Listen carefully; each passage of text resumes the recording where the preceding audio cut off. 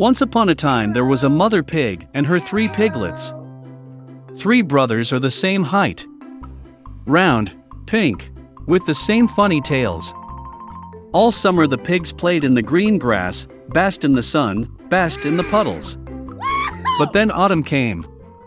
One day my mother said that it was time for them to think about winter. She asked them to build a big house. The younger brother said that winter is still far away. The middle brother said that he would build his own house when needed. And the older brother decided to build the house himself. The younger and middle brothers did nothing but play their games. It got colder and colder every day. The younger brother decided to build a house out of straw. The middle brother thought it would be very cold in the thatched house in winter. He decided to build a house from twigs and twigs. By the evening their housing was ready. They were very proud of themselves and could not get enough of their buildings. Now they were free and could do whatever they wanted. They decided to go to their older brother and see what kind of house he had built for himself. The older brother was busy building. He applied stones, kneaded clay and slowly built himself a reliable, durable home. The younger brothers found their older brother at work. They were very surprised at what kind of fortress he was building. The elder brother calmly continued to work. The younger and middle brothers began to joke and laugh at his house. They were so amused that their screeching echoed far across the lawn. The elder brother asked to be quiet, because the wolf could hear them. The younger and middle brothers were amused even more. They decided that the older brother was just a coward. And the 2 brave brothers went for a walk. On the way, they sang and danced, and when they entered the forest, they made such a noise that they woke up the wolf who was sleeping under the pine tree. The disgruntled and hungry wolf went to the place where the screeching of 2 stupid pigs came from. The brothers walked merrily and talked about how easily they would deal with the wolf. And suddenly they saw a real living wolf. He was standing behind a large tree. He had very evil eyes and a huge toothy mouth. The brothers were so frightened that their thin tails trembled finely. The wolf prepared to jump. He snapped his teeth and blinked his right eye. The pigs suddenly came to their senses and, screeching across the forest, rushed to run away. Raising clouds of dust, they rushed each to his own house. The younger brother ran to his thatched hut and slammed the door in front of the wolf. The wolf growled and demanded to open the door. The younger brother, out of fear, could not utter a word. Then the wolf began to blow. The light roof instantly flew off the thatched hut. The wolf took a deep breath and blew a second time, and the thatch house flew in all directions. The wolf was delighted, snapped his teeth, and pounced on his younger brother. But the pig deftly dodged and ran. He ran to the house of the middle brother. The brothers managed to lock themselves up and looked at each other in dismay. The wolf got angry and began to blow. The house is slightly askew. The wolf blew a second, then a third, then a fourth time. But the house was still standing. The wolf took a deep breath and blew for the 5th time. The house shook and fell apart. Only one door stood for some time in the middle of the ruins. In horror, the piglets rushed to the house of their elder brother. The wolf ran after them. He was sure that this time the pigs would not run away from him. The piglets quickly rushed past the large apple tree without even hitting it. And the wolf did not have time to turn and hit the apple tree, which covered him with apples. One hard apple hit him between the eyes. A big bump jumped on the wolf's forehead.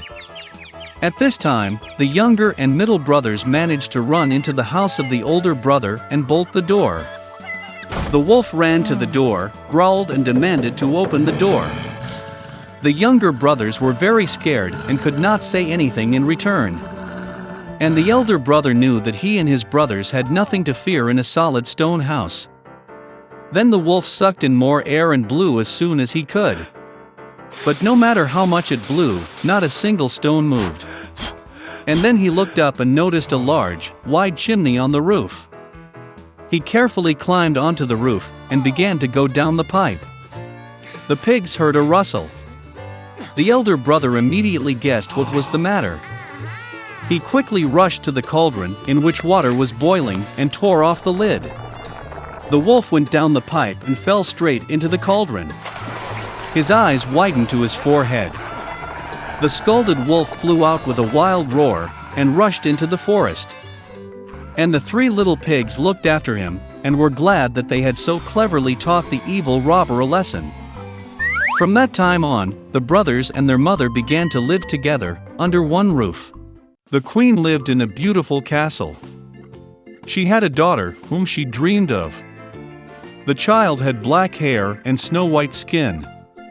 Therefore, they named her Snow White. The queen soon died. The king did not grieve for a long time. A year later he brought a new queen to the palace. She was beautiful but angry. The woman brought a magic mirror with her. Every day she admired her reflection in him and asked him the same question: who is the most beautiful in the world? The mirror has always told only the truth.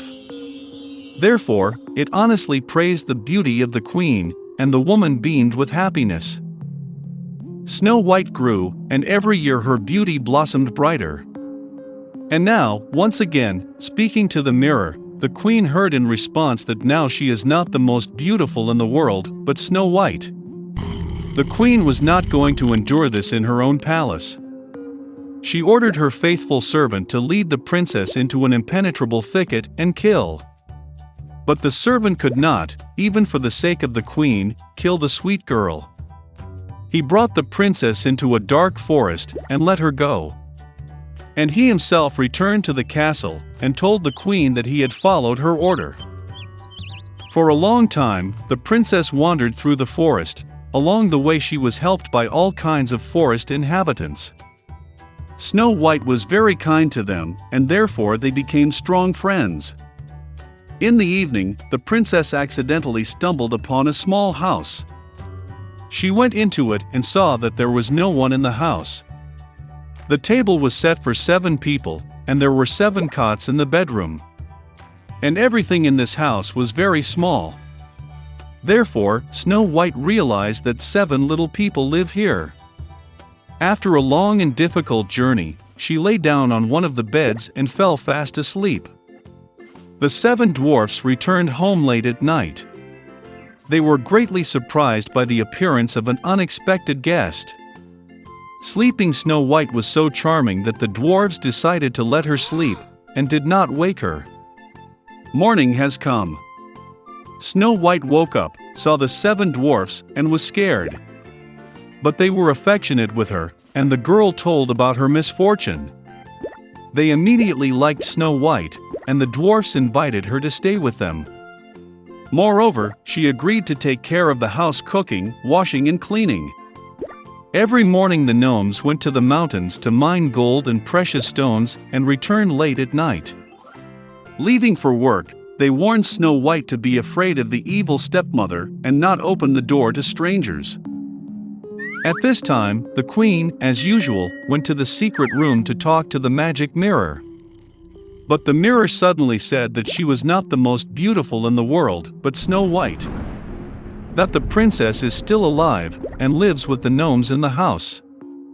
The queen became very angry and decided to deal with Snow White herself. She went to a secret room and cooked a poisonous venomous apple there. It was very beautiful on the outside, but if someone ate even a piece, he would certainly die.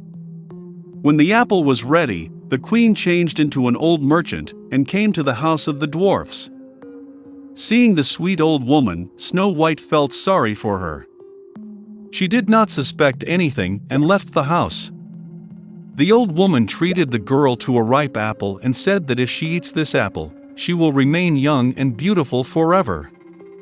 Snow White believed her, and as soon as she bit the apple, she fell down dead and stopped breathing.